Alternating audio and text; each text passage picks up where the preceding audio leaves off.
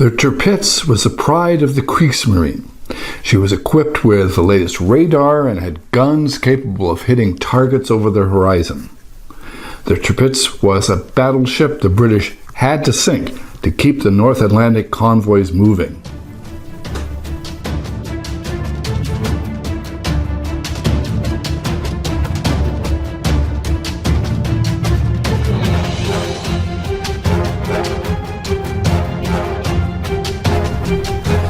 The Tirpitz was the second of two Bismarck-class battleships built for Nazi Germany's Kriegsmarine, or Navy, during World War II.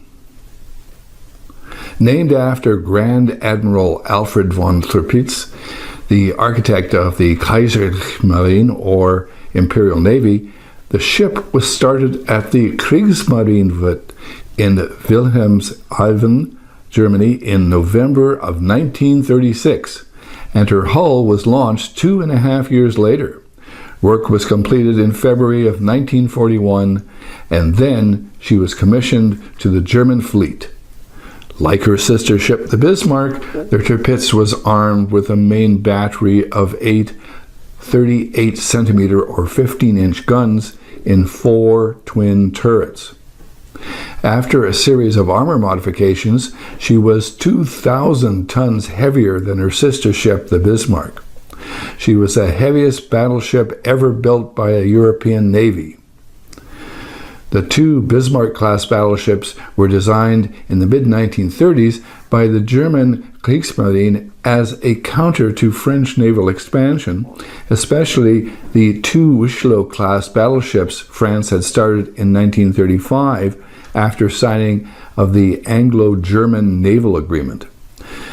The German ships secretly broke the agreement by a wide margin, though before either vessel was completed, the international treaty system had fallen apart.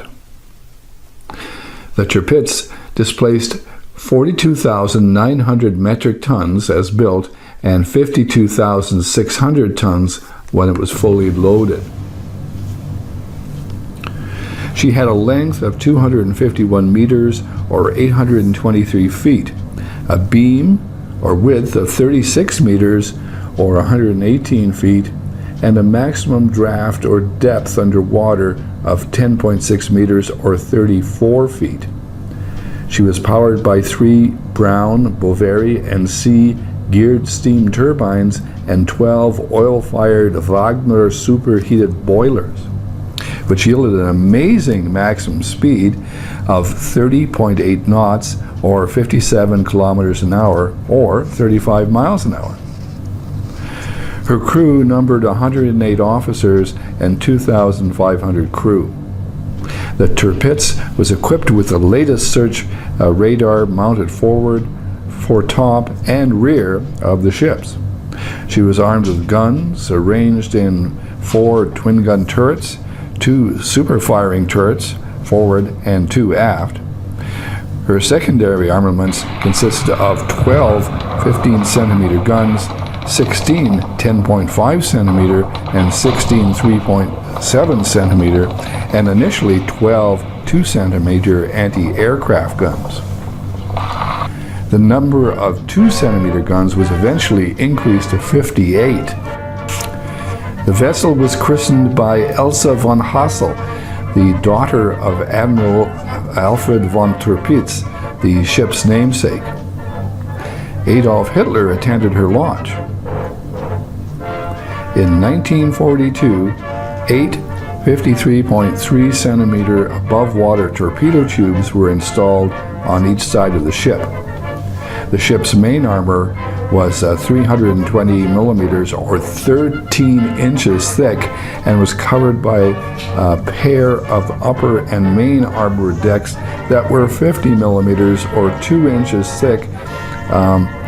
The 38 centimeter turret guns were protected by 360 millimeter or 14 inch thick armor and 220 millimeter thick sides.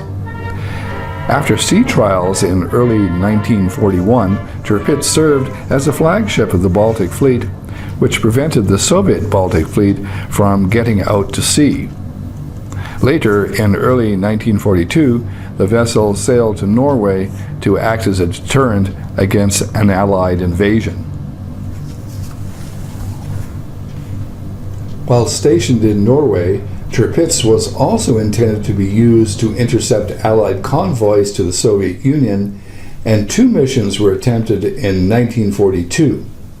Sadly for the men on board, this was the only safe role for her, since it had become too risky to start attacks on the Atlantic convoy lanes. The British Royal Navy had to assign significant naval forces in the area to contain the battleship in the Norwegian fjords. In September of 1943, Tirpitz, along with the battleship Scharnhorst, bombarded Allied positions on Spitsbergen, the only time the ship used her main guns. Shortly after, the ship was damaged in an attack by British mini-submarines and subsequently subjected to a series of large-scale air raids. After the start of World War II, British bombers repeatedly attacked the harbor in which the ship was being built, but no bombs actually struck the Tirpitz, but the attacks did slow down the construction work. After sea trials, Tirpitz was stationed in Kiel and performed intensive training in the Baltic. While the ship was in Kiel, Germany invaded the Soviet Union. The Germans needed to prevent the Soviet fleet from breaking out of their base in Leningrad. Tirpitz was briefly made the flagship of the squadron, which consisted of the heavy cruiser Admiral Scheer, the light cruiser Köln, Nuremberg, Leipzig, and Emden, several destroyers, and 2 flotillas of minesweepers. During the training period, Tirpitz tested her primary and secondary guns on the old pre-dreadnought battleship Hessen, which had been converted into a radio-controlled target ship. The British Royal Air Force, or RAF, continued to launch unsuccessful bombing raids on the Tirpitz while she was stationed in Kiel. Tirpitz was camouflaged in Vattenfjord. Grand Admiral Erich Raeder, the commander of the Kriegsmarine, proposed that Tirpitz be deployed to Norway. The ship would be able to attack convoys bound for the Soviet Union, as well as being able to tie down British naval assets and deter an Allied invasion of Norway. Hitler, who had forbidden an Atlantic sortie after the loss of the Tirpitz's sister ship, the Bismark, agreed to this proposal. The ship was taken into dock for modifications for the deployment. The ship's anti-aircraft batteries were strengthened, and the 10.5 centimeter guns on the superstructure next to the catapult were moved outboard to increase their field of fire. The 2 quadruple 53.3 centimeter torpedo tube mounts were also installed during this refit. The ship was ready for combat operations on the 10th of January 1942. The following day, the Tirpitz left for Wilhelmshaven, a move designed to conceal her actual destination, which was Trondheim. British military intelligence, who had decoded the Enigma machine, deciphered messages sent by the German Navy detecting the departure of the vessel, but poor weather in Britain prevented action by the RAF. Admiral John Tovey, the commander-in-chief of the British-owned fleet, was not made aware of the Tirpitz's activities until January 17th, well after the ship had arrived in Norway. On the 16th of January, British aerial reconnaissance located the ship in Trondheim. The Tirpitz then moved to Vattenfjord, just north of Trondheim. The Norwegian resistance transmitted the location to the Brits. She was moored next to a cliff, which protected the ship from air attacks from the southwest. The ship's crew cut down trees and placed them over Tirpitz to camouflage her. The crew also hid the ship from aerial reconnaissance and attacks by using clouds of artificial fog created using water and chlorosulfuric acid. Additional anti-aircraft batteries were installed around the fjord, as were anti-torpedo nets and heavy booms in the entrance to the anchorage. Life for the crew on the Tirpitz was very monotonous during the deployment to Norway. Frequent fuel shortages curtailed training and kept the battleship and her escorts hidden behind the protective netting. The crew was primarily occupied with maintaining the ship and continuously manning anti-aircraft defenses. Several factors hindered Tirpitz's movements. The most pressing was the shortage of fuel and the withdrawal of the support of German destroyer forces. A planned British air attack at the end of January by 4-engined Royal Air Force heavy bombers was disrupted by poor weather, preventing the aircraft from finding the ship. In early February, the Tirpitz took part in the deceptions to distract the British by steaming out of the fjord and appearing to prepare for a sortie into the North Sea. On the 5th of March, Luftwaffe aircraft failed to notice the battleship HMS Duke of York or the battlecruiser HMS Renown, both of which escorted the target convoy. Unknown to the Germans, Admiral Tovey provided distant support to the convoys with the battleship HMS King George V, the aircraft carrier HMS Victorious, the heavy cruiser HMS Berwick, as well as 6 destroyers. The Enigma machine intercepted codes again forewarning the British of the Tirpitz's attack, which allowed them to reroute the convoys. Admiral Tovey's attempt to pursue Tirpitz on March 9, but the commander of the German squadron had decided to return to port the previous evening. An air attack was launched early on the 9th.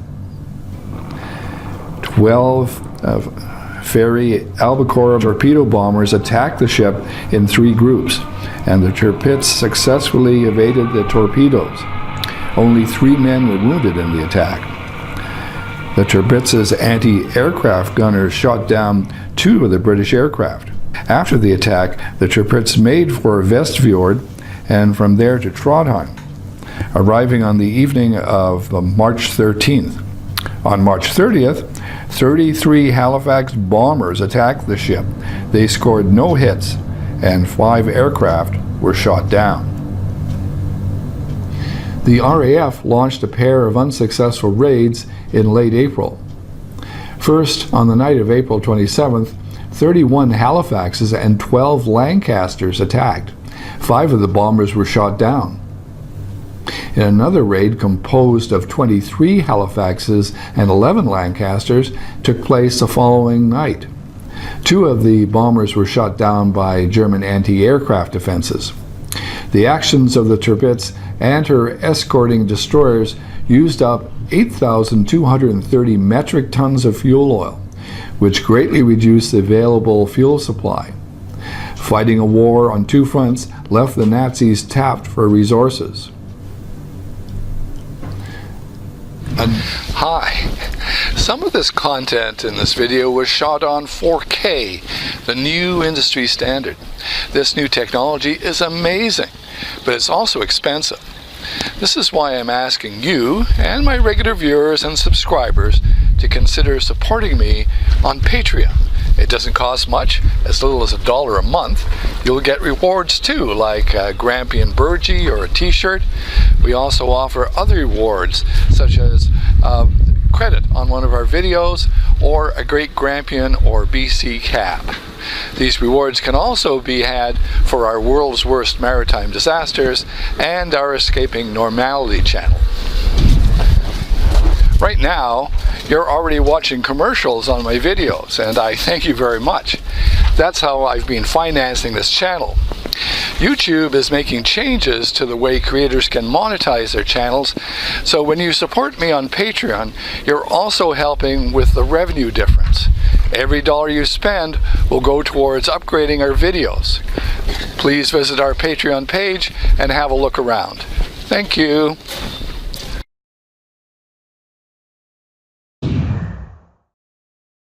Another Allied convoy left Iceland on the 27th of June, bound for the Soviet Union, and was the next convoy to be targeted by the Tirpitz. Escorting the convoy were the battleships Duke of York and USS Washington and the carrier Victorious.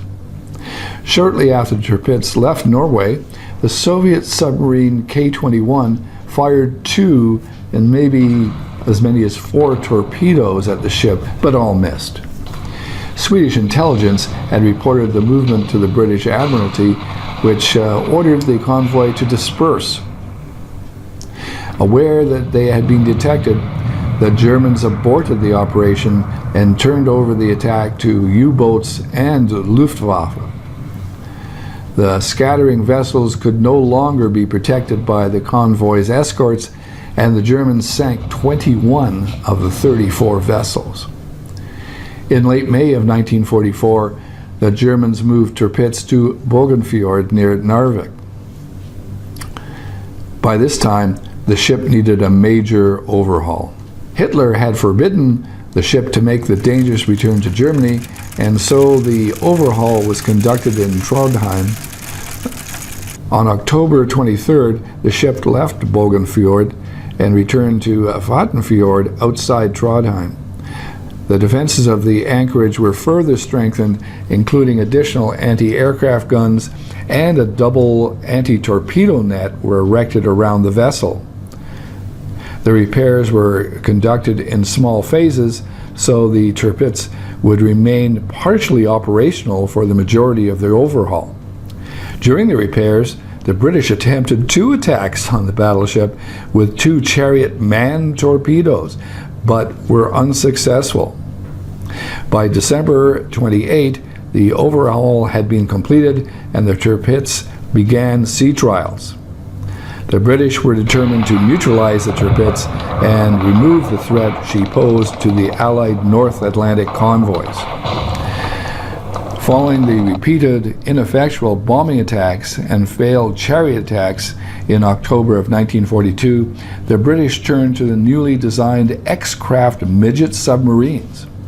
The X-craft were towed by large submarines to their destinations, where they could slip under anti-torpedo nets to drop 2 powerful 2-ton mines, each on the seabed under the bottom of the target.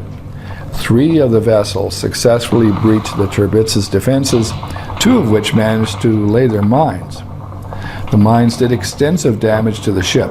The first exploded ahead of a gun turret, and the second detonated 45 meters or 148 feet off the port bow. A fuel oil tank was ruptured, armor plating was torn, a large indentation was blown in the bottom of the ship, and the bulkheads in the double bottom buckled. Some 1,400 tons of water flooded the ship in fuel tanks and empty spaces in the double bottom of the port or left side, which caused a list of about 1 degree, which was then balanced by the counter-flooding on the starboard or right side. Another major British airstrike was set for April 4th, 1944, but was rescheduled a day earlier after the Enigma decryption machine revealed that Tirpitz was to depart the early morning of April 3rd for sea trials. The attack consisted of 40 Barracuda dive bombers carrying 1,600-pound or 730 kilograms of armor-piercing bombs and 40 escorting fighters in 2 waves, scoring 15 direct hits and 2 near misses. The aircraft managed a surprise attack. Only 1 was lost in the first wave. It took 12 to 14 minutes for all of the Tirpitz's anti-aircraft batteries to be fully manned. The first wave struck at 5:30 in the morning as tugs were preparing to assist the ship out of her mooring. The second wave arrived over the target an hour later. Despite the alertness of the German anti-aircraft gunners, only 1 other bomber was shot down. The airstrikes did not penetrate the main armor, but nonetheless caused significant damage to the ship's superstructure and inflicted serious casualties. The attack killed 122 men and wounded 316 others. Several of the hits were caused by fires aboard the ship.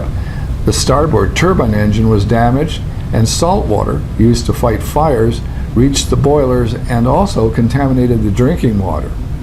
More than 2,000 tons of water flooded into the ship, primarily through 2 holes in the side. The Germans ordered the ship to be repaired regardless of the cost, despite the fact that the Tirpitz could no longer be used in any surface action because of now insufficient fighter support. Repair work began in early May, and by June the 2nd, the ship was again able to steam under her own power, and by the end of the month, gunnery trials were possible.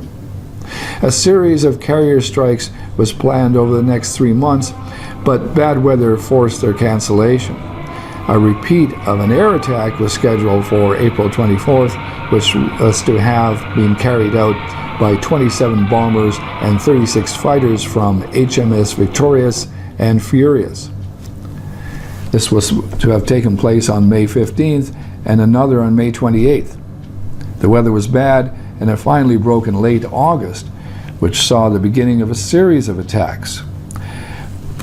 The raids failed to cause any damage to the Tirpitz, and 3 of the attacking aircraft were shot down.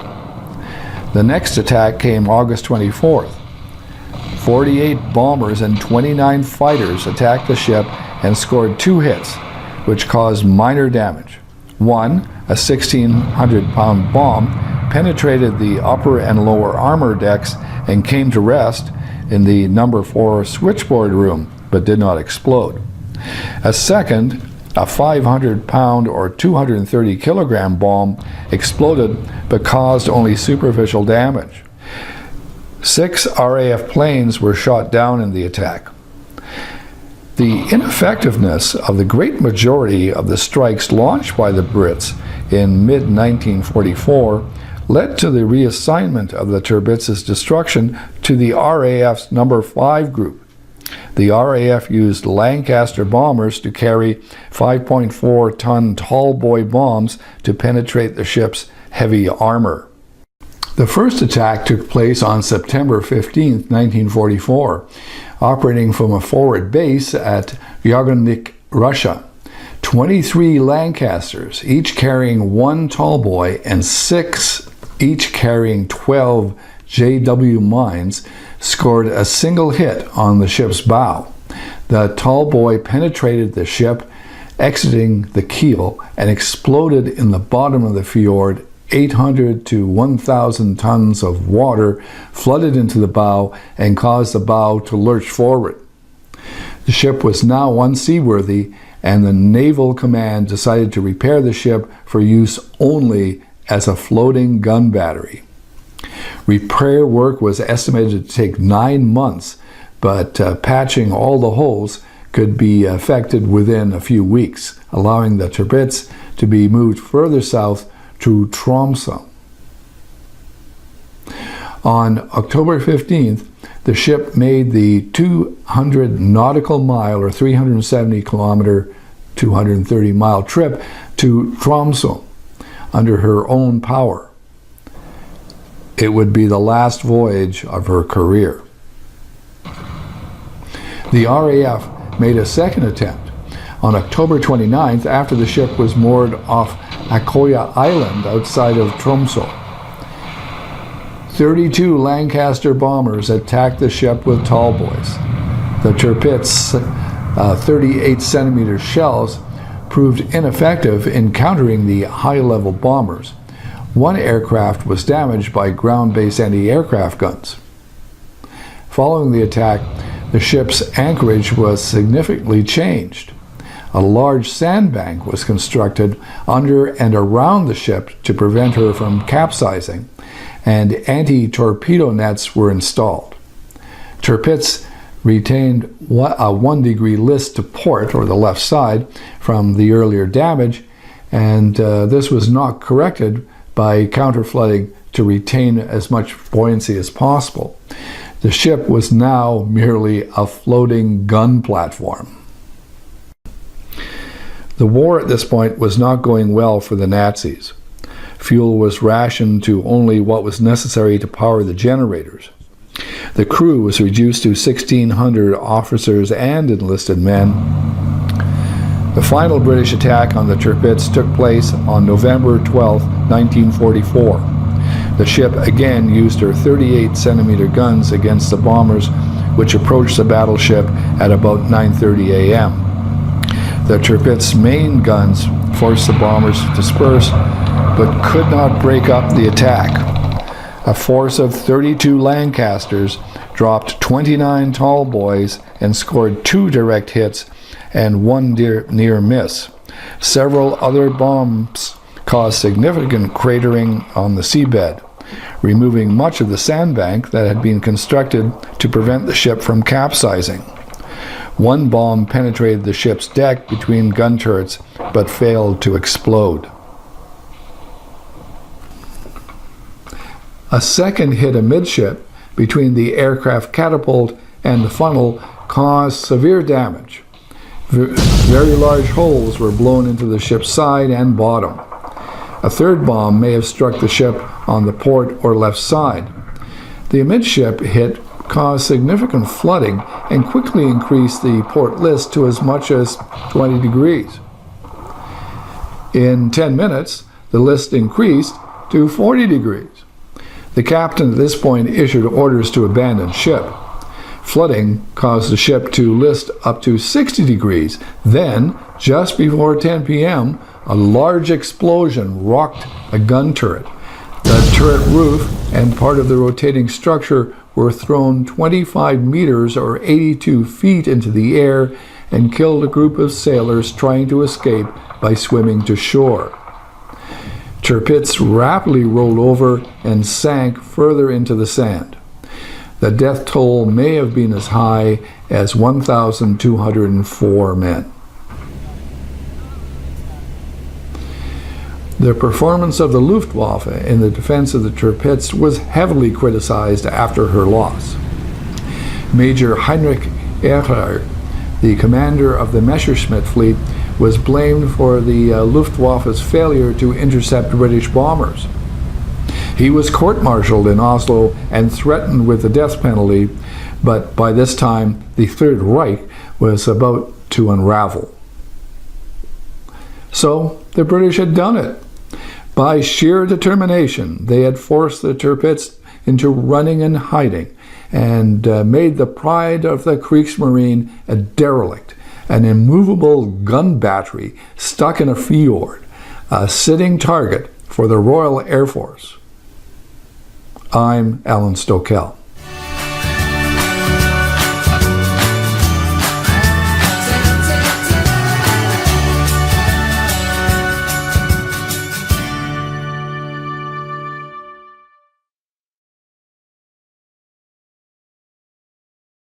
You